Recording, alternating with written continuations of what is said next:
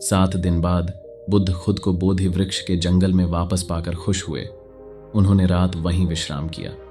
सुबह उन्होंने नैरंजारा नदी के किनारे स्वस्थि को आश्चर्यचकित कर दिया। वे किनारे पर काफी देर तक बैठे रहे, इससे पहले कि बुद्ध ने स्वस्थि से कहा कि उसे भैंसों के लिए जरूरी कुसा घास काटना जारी रखना चाहिए। उन्होंने स्वस्थि की कुछ घास काटने में भी मदद की। फिर स्वस्थि को अलविदा कहते हुए वे भीख मांगने के लिए गांव की ओर चल पड़े। अगली दोपहर गांव के बच्चे जंगल में बुद्ध से मिलने आए। स्वस्थि का पूरा परिवार वहां था। सुजाता अपने सभी दोस्तों को साथ लेकर आई थी। बच्चे बुद्ध को फिर से देखकर बहुत खुश हुए। जब बुद्ध ने उन्हें बताया कि पिछले साल उनके साथ क्या क्या हुआ था, तो उन्होंने ध्यान से सुना। बुद्ध ने स्वस्थि से वादा किया कि जब स्वस्थि 20 साल का हो जाएगा तो बुद्ध उसे भिक्षु के रूप में स्वीकार करेंगे। उस समय तक स्वस्थि की बहनें और भाई इतने बड़े हो गए थे कि वे अपना ख्याल रख सकें।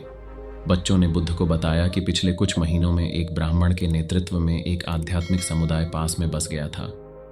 कुल 500 भक्त थे। वे भिक्षुओं की तरह अपने सिर नहीं मुंडाते थे। इसके बजाय वे अपने बालों को लठ में बांधकर सिर के ऊपर रख लेते थे।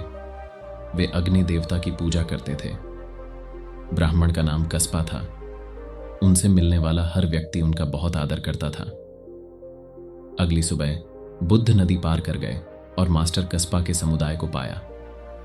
उनके भक्त पत्तों की शाखाओं से बनी साधारण झोपड़ियों में रहते थे और पेड़ों की छाल से बने कपड़े पहनते थे। वे गांव में भीख मांगने नहीं जाते थे, बल्कि गांव वालों द्वारा लाए गए प्रसाद को स्वीकार करते थे। इसके अलावा वे भोजन और बलि के लिए अपने जानवरों को पालते थे। बुद्ध कस्पा के एक अनुयायी से बात करने के लिए रुके, जिसने उन्हें बताया कि कस्पा वेदों में पारंगत थे और उन्होंने अत्यंत सदाचार का जीवन जिया।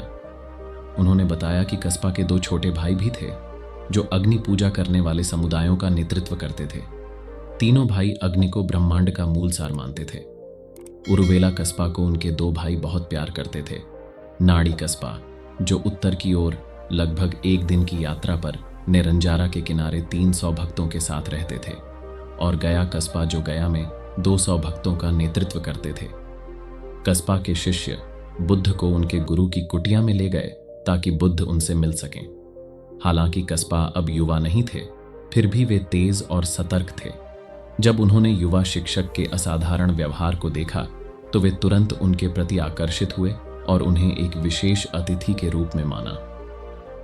कस्पा ने बुद्ध को कुटिया के बाहर एक स्टंप पर बैठने के लिए आमंत्रित किया और दोनों ने एक लंबी बातचीत का आनंद लिया। कस्पा को आश्चर्य हुआ कि बुद्ध वेदों में कितने गहरे पारंगत थे। वह यह जानकर और भी आश्चर्यचकित हुआ कि इस युवा भिक्षु ने वेदों की कुछ अवधारणाओं को समझ लिया था जो उसकी अपनी समझ से परे थीं।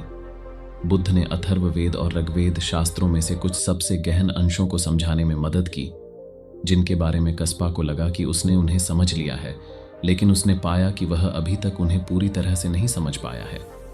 इससे भी अधिक आश्चर्यजनक यह था कि युवा भिक्षु का इतिहास, सिद्धांत और ब्राह्मण अनुष्ठानों का ज्ञान था।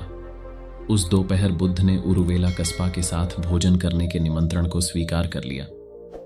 बुद्ध ने अपने बाहरी वस्त्र को बड़े करीने से एक तकिया में मोड़ा और उस पर बैठकर मौन भाव से भोजन किया। उरुवेला कस्पा बुद्ध के शांत और राजसी चेहरे से इतने प्रभावित हुए कि उन्होंने चुप्पी नहीं तोड़ी। उस दोपहर उन्होंने अपनी बातचीत जारी रखी।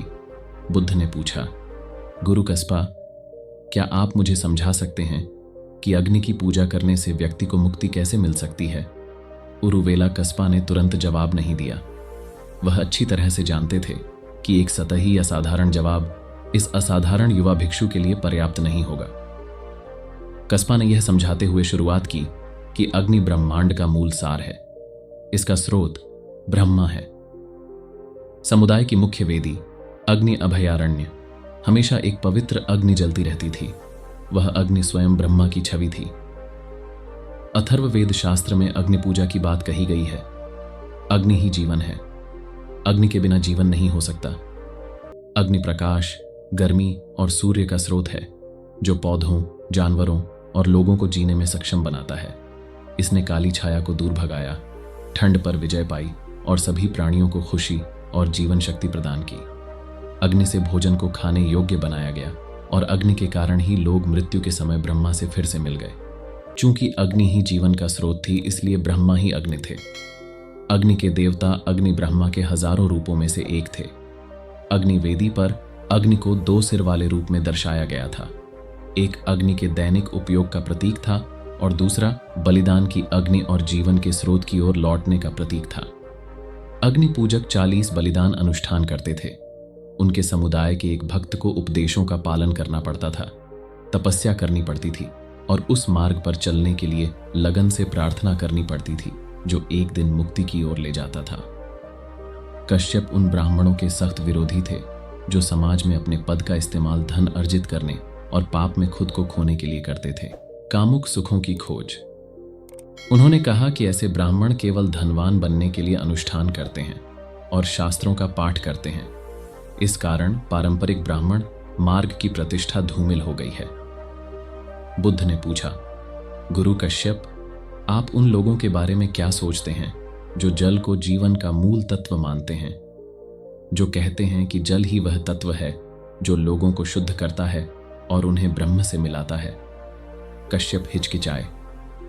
उन्होंने ठीक उसी समय सैकड़ों हजारों लोगों के बारे में सोचा जो खुद को शुद्ध करने के लिए गंगा और अन्य पवित्र नदियों के पानी में स्नान कर रहे थे। गौतम, पानी वास्तव में किसी को मुक्ति पाने में मदद नहीं कर सकता। पानी स्वाभाविक रूप से नीचे बहता है, केवल अग्नि ही ऊपर उठती है। जब हम मरते हैं तो हमारा शरीर अग्नि के कारण धुएं में ऊपर उठता है। गुरु कश्यप, यह सही नहीं है। ऊपर तैरते हुए सफेद बादल भी पानी का एक रूप है। इस प्रकार पानी भी ऊपर उठता है। वास्तव में धुआं वाष्पित जल से अधिक कुछ नहीं है।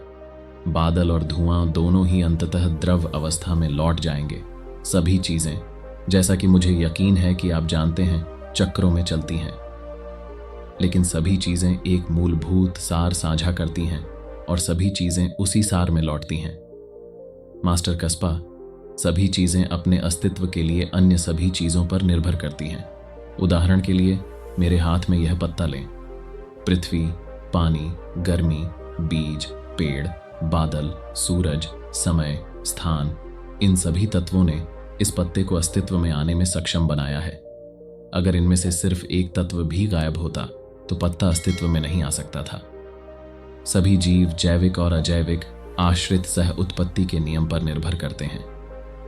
एक चीज का स्रोत सभी चीजें हैं। कृपया इस पर ध्यान से विचार करें। क्या आप नहीं देखते कि यह पत्ता जो मैं अभी अपने हाथ में पकड़े हुए हूं, वह ब्रह्मांड की सभी घटनाओं, जिसमें आपकी अपनी जागरूकता भी शामिल है, के अंतर संबंध के कारण ही यहां है। शाम हो चुकी थी और अंधेरा होने लगा था। कश्यप ने बुद्ध को अपनी कुटिया में सोने के लिए आमंत्रित किया। यह पहली बार था जब उसने किसी को ऐसा प्रस्ताव दिया था, लेकिन तब वह ऐसे असाधारण भिक्षु से कभी नहीं मिला था। लेकिन बुद्ध ने यह कहते हुए मना कर दिया कि वह रात में अकेले सोने के आदी हो गए हैं। उन्होंने कहा कि अगर वह ठीक रहेगा तो वह अग्नि अभयारण्य में सोना चाहेंगे। ब्राह्मण ने कहा, पिछले कई दिनों से एक बहुत बड़ा सांप अग्नि अभयारण्य में शरण लिए हुए है। उसे भगाने के सभी प्रयास विफल हो गए हैं। आपको वहां नहीं सोना चाहिए मित्र गौतम, यह खतरनाक हो सकता है। हम सांप के डर से अपने समारोह भी बाहर ही करते रहे हैं। कृपया अपनी सुरक्षा के लिए मेरी कुटिया में सोई। बुद्ध ने उत्तर दिया, चिंता मत करो, मैं अग्नि अभयारण्य में सोना चाहता हूं, मुझे कोई खतरा नहीं होगा। बुद्ध ने उन सभी महीनों को याद किया जब उन्होंने जंगली जंगलों में तपस्या की थी। जंगली जानवर उन्हें नुकसान पहुंचाए बिना उनके पास से निकल गए। कभी कभी जब वे ध्यान में बैठते थे तो उनके सामने विशालकाय सांप रेंगते थे। वे जानते थे कि यदि आप इन जानवरों को डराने से बचें तो वे आपको नुकसान नहीं पहुंचाएंगे। यह देखकर कि बुद्ध को रोका नहीं जा सकता, कश्यप ने कहा, यदि आप अग्नि अभयारण्य में सोना चाहते हैं तो आपको वहां सोना चाहिए। आप जितनी चाहें उतनी रातें वहां सो सकते हैं। उस रात बुद्ध अग्नि अभयारण्य में प्रवेश कर गए। केंद्रीय वेदी पर कई मोमबत्तियों से जलती हुई एक बड़ी आग जल रही थी। कमरे के एक तरफ चंदन की लकड़ियों का ढेर था, जिसका उपयोग बाहरी समारोहों के लिए किया जाता था। बुद्ध ने अनुमान लगाया कि सांप शायद लकड़ी के ढेर में लिपटा हुआ होगा, इसलिए वे कमरे के दूसरी तरफ ध्यान में बैठ गए। अपने मुड़े हुए वस्त्र को तकिए की तरह इस्तेमाल किया। उन्होंने रात में देर तक ध्यान किया। अपने ध्यान के अंत में उन्होंने कमरे के केंद्र में एक विशाल सांप को कुंडलित होते हुए देखा, जो उनकी ओर देख रहा था। बुद्ध ने उससे धीरे से कहा, प्रिय मित्र, अपनी सुरक्षा के लिए जंगल में लौट जाओ। बुद्ध की आवाज में प्रेम और समझदारी थी। सांप ने धीरे से अपनी कुंडली खोली और दरवाजे से बाहर निकल गया। बुद्ध ने पैर फैलाए और सो गए। जब वे जागे तो खिड़की से चमकीली चांदनी उनके सोने के स्थान पर आ रही थी। 18वें दिन का चांद असामान्य रूप से चमकीला था।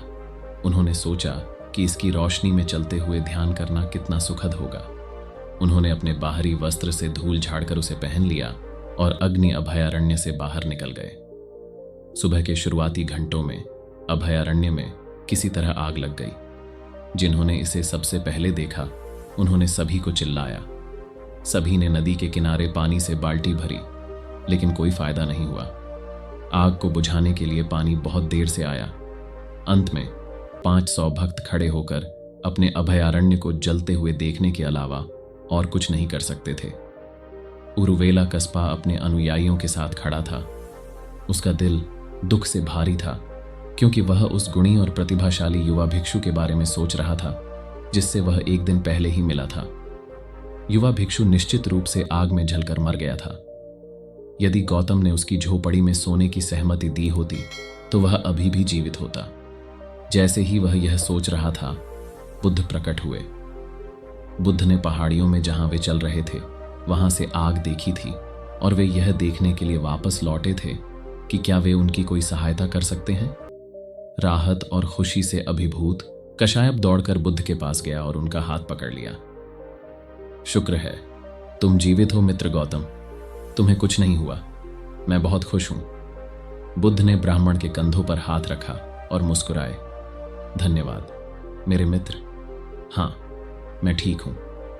बुद्ध जानते थे कि उस दिन उरुवेला कशायप प्रवचन देंगे और उनके अपने 500 शिष्यों के अलावा पड़ोसी गांवों से कम 1000 अन्य लोग भी प्रवचन में शामिल होंगे। दोपहर के भोजन के बाद प्रवचन होगा।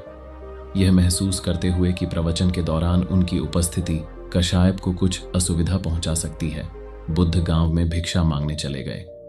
भोजन प्रसाद प्राप्त करने के बाद वे कमल के तालाब में चले गए। वहां अपना भोजन किया और पूरी दोपहर उस सुखद स्थान पर बिताई। दोपहर के समय कशायप उन्हें ढूंढते हुए आए।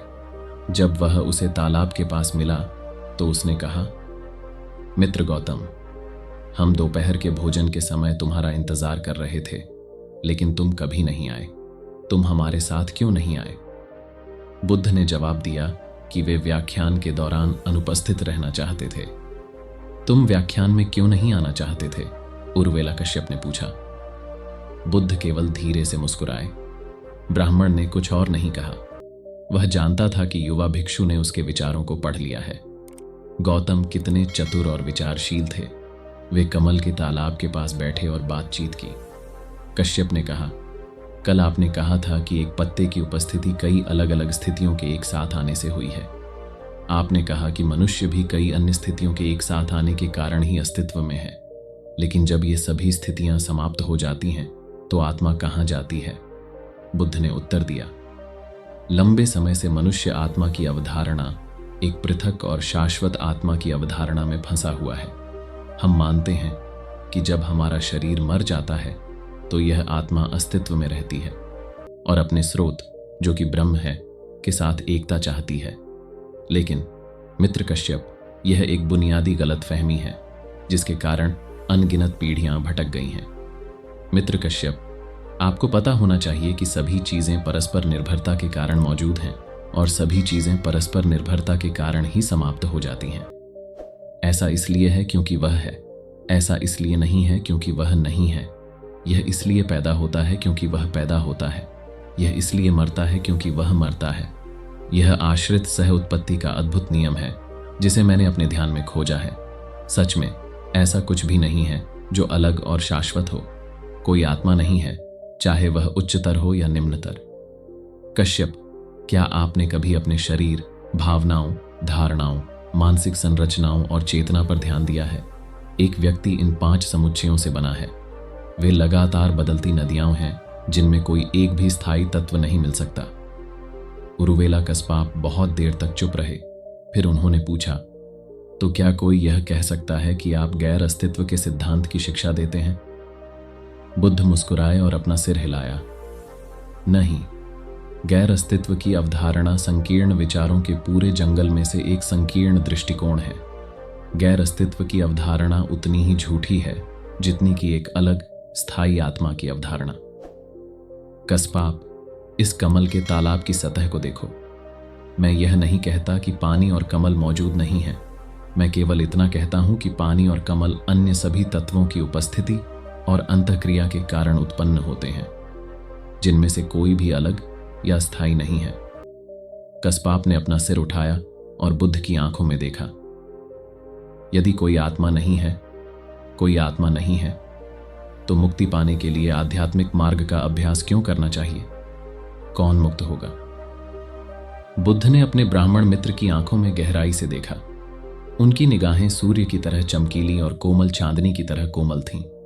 उन्होंने मुस्कुराते हुए कहा, कश्यप, अपने भीतर उत्तर ढूंढो। वे दोनों एक साथ कश्यप के समुदाय में लौट आए। उरुवेला कश्यप ने बुद्ध को रात के लिए अपनी कुटिया देने पर जोर दिया और खुद अपने एक वरिष्ठ शिष्य की कुटिया में सोने चले गए। बुद्ध देख सकते थे कि कश्यप के शिष्य अपने गुरु का कितना गहरा सम्मान करते थे।